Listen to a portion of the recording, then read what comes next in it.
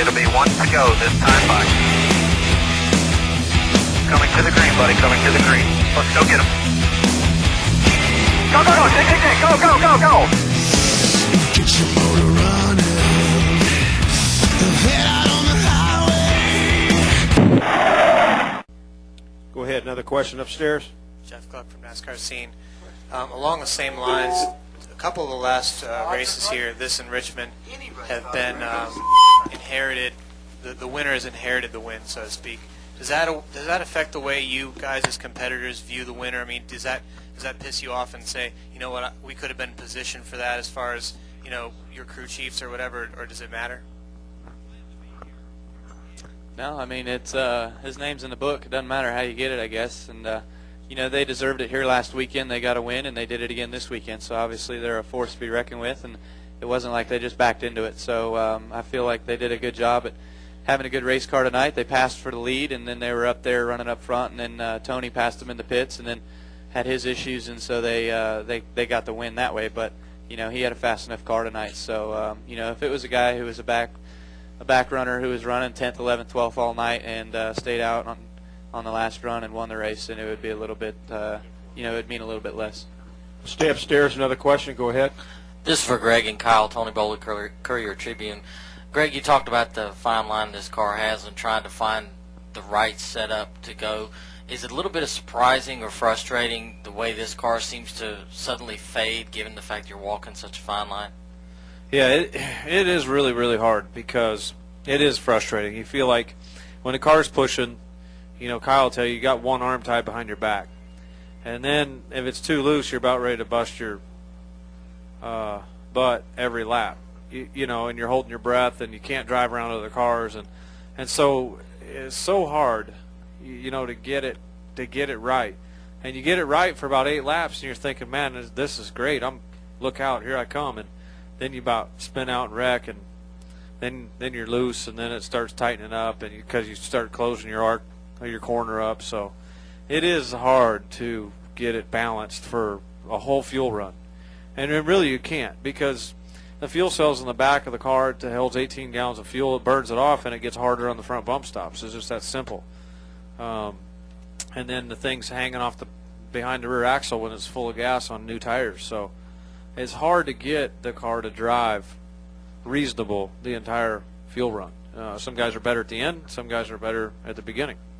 Yeah, it is. I mean, tonight I battled through loose, and then we made a couple swings at adjustments, and then we were plowing tight there the last stint. So just unfortunate that, you know, we couldn't get it worked out. But, you know, it felt like the 9, he was more conservative, I guess you'd say, as far as being able to set up looser there at the start of that last run, and then just waited and bided his time in order to come up through there. And I was so loose the run before that I had to do something to tighten it up, and we just went a little bit too far with, I think, a half a round of wedge or something like that. So, I mean, we just went from wrecking about a 5 or 6 loose to plowing tight of a 10 tight, you know, with a half a round. So it's just picky. Dominic, did you have a question? Raise your hand. She'll bring you the mic. Yeah, just a quick one for Kyle. Just wondering, what do you have to say to Jeff down in pit road right after the race? That conversation will remain between Jeff and I. Thank you.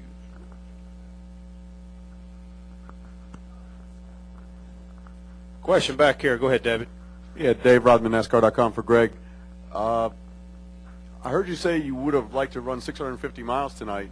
So with 50 to go, you're running 6. Would you have been satisfied to end up there the way your night went? And as the race ended, were you seeing some deja vu all over again chasing Casey? Yeah, it's the same thing, you know, two races in a row, and we ended up second to Casey. But, yeah, you know, I mean, you think 600 miles is a long enough race to get it done, and it took us that long to get our track position. We just kept passing cars and passing cars and passing cars. And you know, guys that take no tires and gas and get back in front of us again. So it was a little bit frustrating, but overall, I was probably more frustrated last week, you know, not getting the win because I felt like I had, you know, the fastest car. Tonight, I didn't feel like I had the fastest car. I had a really good, solid car, and just kept passing and got to the track position that we were at the end. But I would like to have a chance to race Casey. We got pretty fast there the last 50 laps of the race. We were really fast. Any other questions? Excuse me, any other questions? We've got a question here. Go ahead. JPennell, HardcoreRaceFans.com. For both of you guys, you had setbacks earlier in the race. Kyle with your alternator issue, and Greg with your tire. How do you pace yourself when you have problems that early in the race to come back and finish where you guys are sitting right now? Well, for myself, I had the tire issue kind of early, and we just changed right sides, and I got out about a straightaway behind the leaders, and we ran them down and got by them before the caution came out, luckily, and then we got our track position sort of back through a couple pit stops, got back up towards the front, and then when I think we were running third or fourth or something like that when the alternator started giving out again, and the battery was completely dead. It started missing.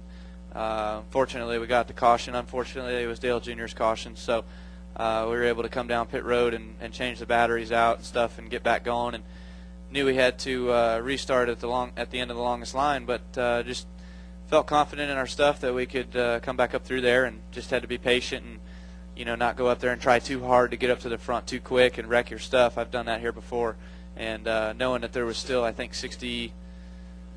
there's still 90 laps to go, so I figured 90 laps. If we couldn't get it done in that time, then we didn't deserve it. Other questions down here for either Kyle or Greg? Anybody else? Okay, guys. Congratulations. Have a good day off tomorrow.